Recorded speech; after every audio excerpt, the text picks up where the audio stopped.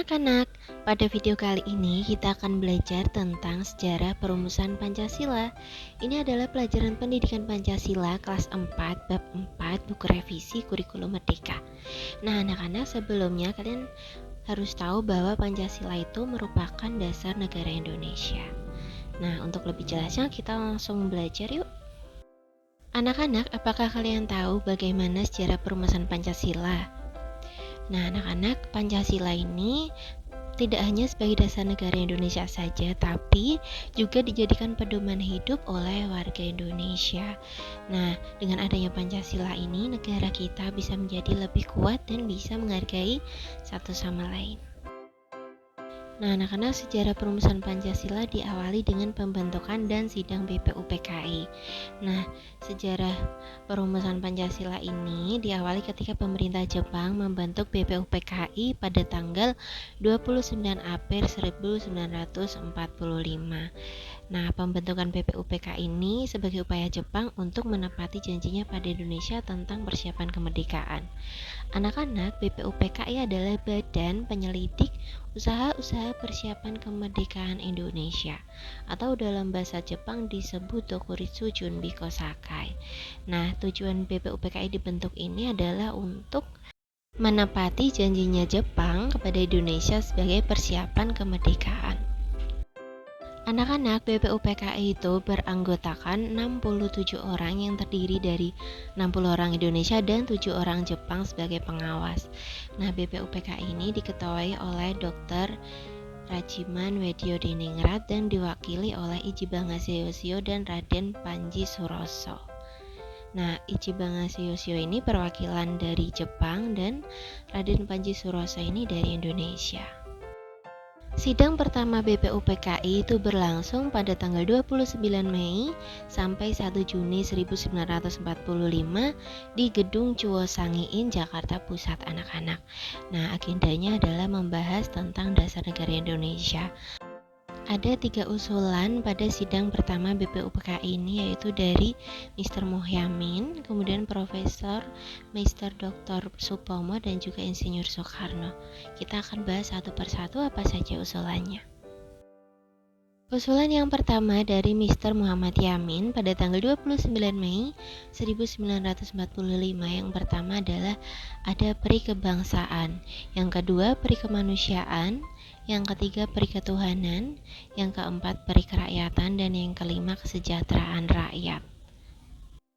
Usulan yang kedua oleh Mr. Dr. Supomo pada tanggal 31 Mei 1945 ada 5 usulan juga: 1 persatuan, 2 kekeluargaan, 3 keseimbangan lahir dan batin, 4 musyawarah, dan 5 keadilan rakyat. Usulan yang ketiga oleh Insinyur Soekarno pada tanggal 1 Juni 1945 ada 5 usulan juga mengenai dasar negara. 1.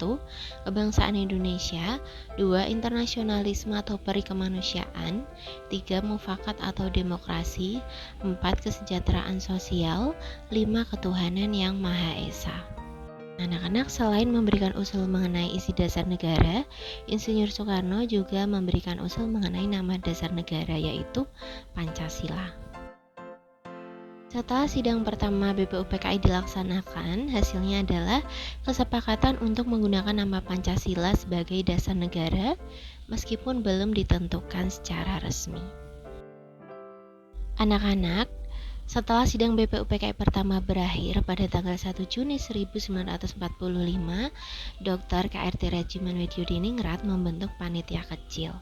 Nah, panitia kecil ini berjumlah 8 orang anak-anak, disebut panitia 8. Kemudian, panitia kecil tersebut bertugas untuk mengumpulkan usulan dari anggota BPUPKI untuk dibahas pada sidang berikutnya.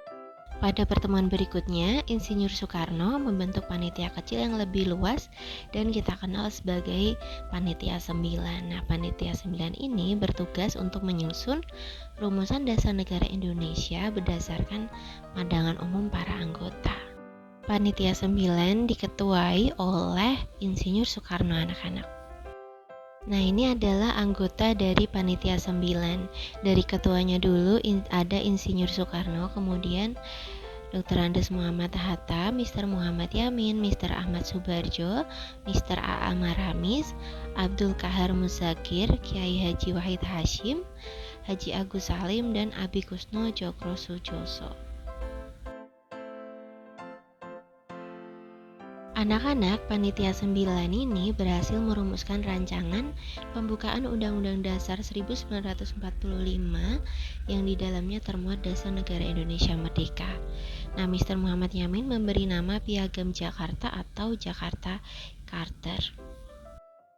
Setelah kita bahas tentang sidang pertama BPUPKI, sekarang adalah sidang kedua BPUPKI yang dilaksanakan pada tanggal 10-17 Juli tahun 1945, tempatnya masih sama di Gedung Chuo Sangiin, Jakarta Pusat. Sidang ini membahas tentang rancangan pembukaan UUD hasil Panitia 9 yang termuat pada alinea keempat anak-anak. Nah, pembukaan UUD yang dibahas itu sebagai berikut: 1. Ketuhanan dengan kewajiban menjalankan syariat Islam bagi pemeluk-pemeluknya. 2. Kemanusiaan yang adil dan beradab. 3. Persatuan Indonesia. 4. Kerakyatan yang dipimpin oleh hikmat kebijaksanaan dalam permusyawaratan perwakilan. 5. Keadilan sosial bagi seluruh rakyat Indonesia. Nah, anak-anak, ini sama seperti Pancasila sekarang, yang berbeda hanya sila pertama. Setelah itu, sidang kedua BPUPKI ini menandakan berakhirnya tugas BPUPKI. Lalu, pemerintah Jepang membentuk PPKI atau Panitia Persiapan Kemerdekaan Indonesia untuk melanjutkan kerja BPUPKI. Nah, dalam bahasa Jepang, anak-anak, PPKI itu disebut Dokuritsu Junbi Inkai. Pembentukan PPKI. Pada 7 Agustus 1945, BPUPKI resmi dibubarkan dan dibentuk PPKI anak-anak yang diketuai oleh Insinyur Soekarno. Sehari setelah kemerdekaan Indonesia, tepatnya pada tanggal 18 Agustus 1945, PPKI mengadakan sidang yang pertama. Nah, ini PPKI berencana menjadikan Piagam Jakarta sebagai bahan penyusunan UUD 1945. Anak-anak, terjadi perubahan rumusan dasar negara yang tercantum pada alinea keempat.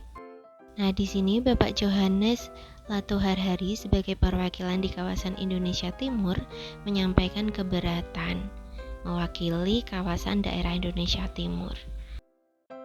Akhirnya, untuk menjaga keutuhan negara Indonesia, Insinyur Soekarno menugaskan Dr. Andes Muhammad Hatta untuk merundingkan permasalahan tersebut dengan beberapa tokoh Islam dan dari anggota PPKI. Dan akhirnya, setelah berunding, itu terjadi perubahan perumusan dasar negara anak-anak.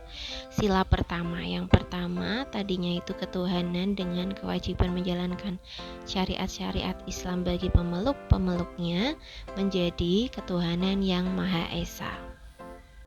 Nah, 4 tokoh Islam yang ikut berunding dalam perumusan ini adalah Ki Bagus Hadikusumo, Kasman Singodimejo, Abdul Wahid Hashim, dan Teku Muhammad Hasan. Nah, anak-anak, sekian pembelajaran kita kali ini. Semoga dengan video ini kalian bisa lebih paham tentang sejarah perumusan Pancasila. Jangan lupa tetap semangat belajar dan sampai jumpa di video berikutnya.